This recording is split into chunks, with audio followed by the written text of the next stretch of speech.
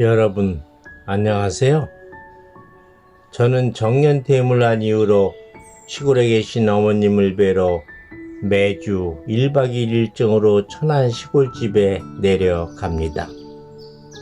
그런데 텃밭이 딸린 시골집은 요즘 같은 여름철이면 일주일 사이에도 풀이 쑥쑥 자라 집 주변이 그야말로 엉망진창입니다.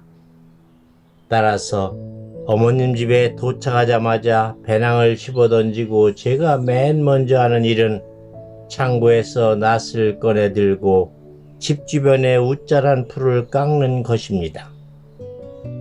예로부터 자식과 풀은 못 이긴다고 했지? 그래도 이거 너무하는 거 아니야? 내가 이놈의 풀 때문에 정말 못 살아?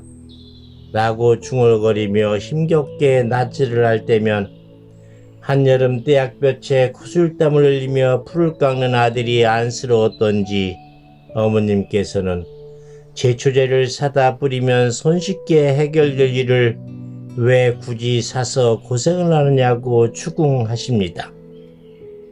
하지만 저는 오래전부터 고 김지아 선생의 생명사상과 생명운동을 비롯하여 환경문제 등에 각별한 관심을 갖고 환경생태학회, 문학과 환경학회, 반딧불이 살리기 운동 등에 참여해온 터라 풀 때문에 힘이 들면 들었지 죽어도 제초제는 뿌릴 수 없다고 우기곤 합니다.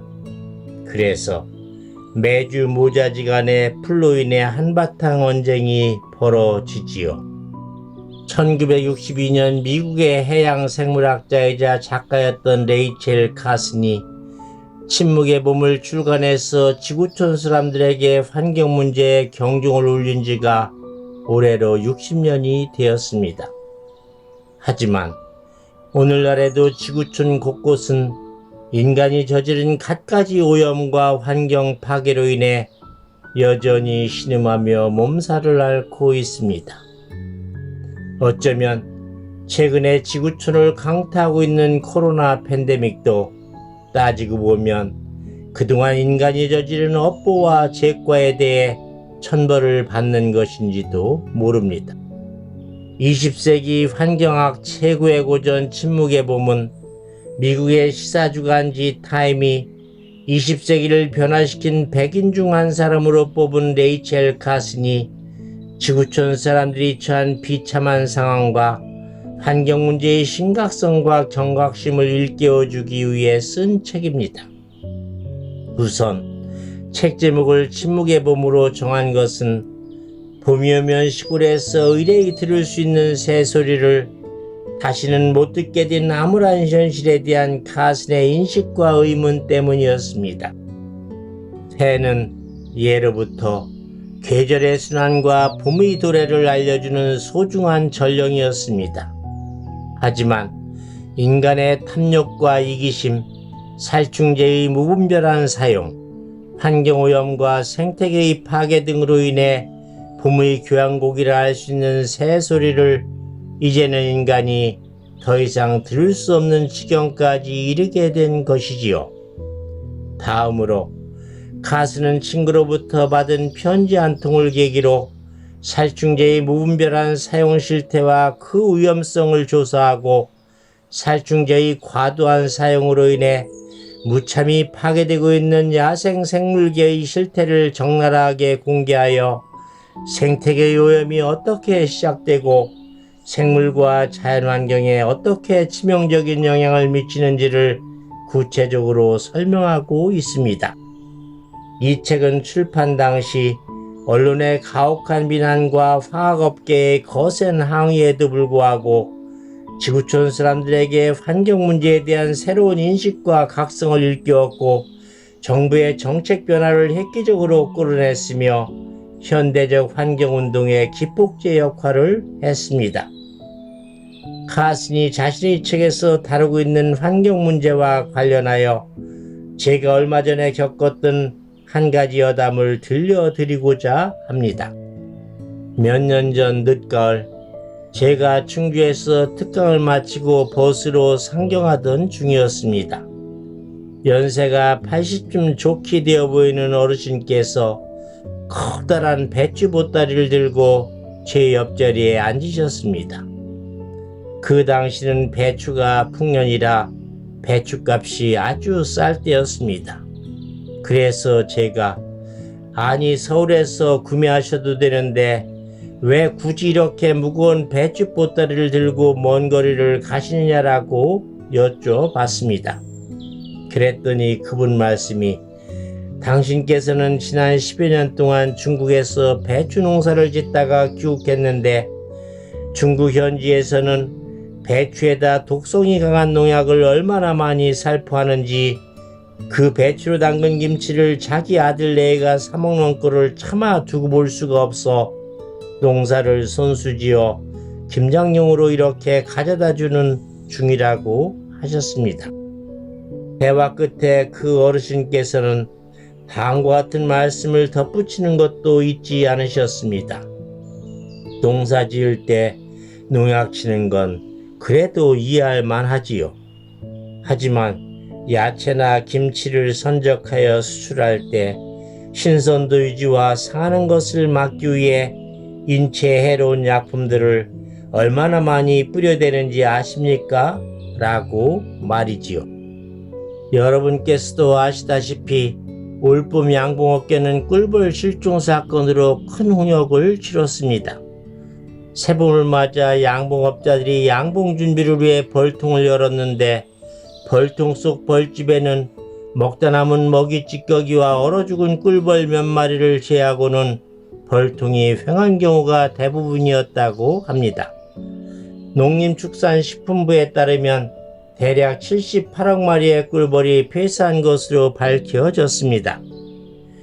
어느 날 갑자기 꿀벌들이 모두 사라져 벌집이 텅 비는 이른바 군지 붕괴 현상은 2006년부터 2007년까지 플로리다, 펜실베니아, 캘리포니아 등 미국 27개 주에서 연속적으로 발생했습니다. 불과 1년 만에 미국 전역에서 벌집의 30% 이상이 털렸고 양봉업자의 4분의 1이 큰 손실을 보았습니다. 그 후 이와 같은 현상은 캐나다, 브라질, 호주에 이어 유럽 전역으로 번지더니 최근에는 우리나라에서도 발생하기 시작한 것입니다. 기이하게도 다른 나라에서는 대개 여왕벌과 애벌레는 남고 일벌들만 사라졌는데 우리나라에서는 여왕벌까지 모조리 자취를 감춰버린 것입니다. 꿀벌은 꿀을 찾아 이 꽃 저 꽃으로 옮겨다니며 자연스럽게 수술의 꽃가루를 암술에 전달하는 수분을 도맡아 합니다. 유엔 식량농업기구에 따르면 세계 100대 작물 중 약 71%가 꿀벌을 매개로 해서 수분한다고 합니다. 따라서 꿀벌이 사라지면 과일, 채소 등 농작물과 식물 생장에 영향을 미쳐 추가 피해가 발생하는 것은 물론 4년 이내에 인류가 지구상에서 사라지게 될 것이라는 섬뜩한 경고도 나들고 있습니다. 지난 2015년 하버드 대학교 공중보건대 연구팀은 꿀벌이 사라질 경우 과일, 채소 등의 생산량이 40% 감소하고 이에 따른 식량난과 영양 부족으로 한 해 142만 명 이상이 사망할 수도 있다는 다소 우려 섞인 연구 결과를 발표한 바가 있습니다. 꿀벌들이 갑자기 사라진 이유는 아직 명확하게 밝혀지지 않았습니다. 하지만 전문가들은 꿀벌 기생충인 응애, 이상기후, 무분별한 살충제 사용, 전자파의 과다 방출 등이 그 원인일 것으로 추정하고 있습니다. 이에 앞서서 우리나라에서는 6.25 한국전쟁 때 DDT 살충제의 다량 사용으로 식물꽃에 꽃가루를 운반해주는 곤충들 대부분이 죽어서 1954년 4월 미국 국제개발 비영리단체 해퍼 인터내셔널로부터 노아의 방주라는 프로젝트로 꿀벌 150만 마리를 공수받은 적이 있습니다. 지질학적 의미에서 인간이 지구상에 출현한 것은 비교적 최근의 일입니다. 또한 우리가 사는 이 지구의 진정한 주인은 인간보다 훨씬 앞서 존재했던 물고기, 곤충, 그리고 새들이었습니다. 하지만 뒤늦게 지구를 점유하게 된 인간은 그들의 탐욕과 이기심을 채우기 위해 개발과 이용이라는 미명하에 환경을 오염시키고 자연을 훼손하여 생태계를 파괴하면서 푸른 지구를 파국으로 몰아가고 있습니다. 따라서 우리가 지구의 생존과 인간의 생존을 담보하기 위해서는 이제껏 추구해왔던 지구 편의주의를 멈추고 지구 보호주의를 실천해야 합니다. 즉, 위험에 처한 지구 환경과 생태계를 보듬고 다독이며 보호하는 일을 지금 당장 실행에 옮겨야 합니다. 그렇지 않으면 우리 인간이 지금까지 지구에 저지른 만행과 죄과로 인해 우리 자신마저도 새와 꿀벌들처럼 머지않아 이 지구상에서 영원히 사라지게 될지도 모르니까요. 우리는 이것을 안다. 지구가 인간에게 속한 것이 아니라 인간이 지구에 속한다는 것을. 우리는 이것을 안다. 가족이 피로써 연결되듯 지구 생태계도 서로 연계되어 있다는 것을. 지금 지구상에서 일어나는 일은 무엇이든지 우리의 후손들에게 파급될 것이다. 인간은 생명체의 직무를 스스로 짜지 않았다. 인간은 단지 그 직무에 실현하기에 불과할 뿐이다.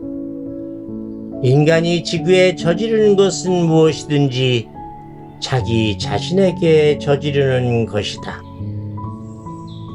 한일동 교수의 인문학 산책이었습니다. 감사합니다.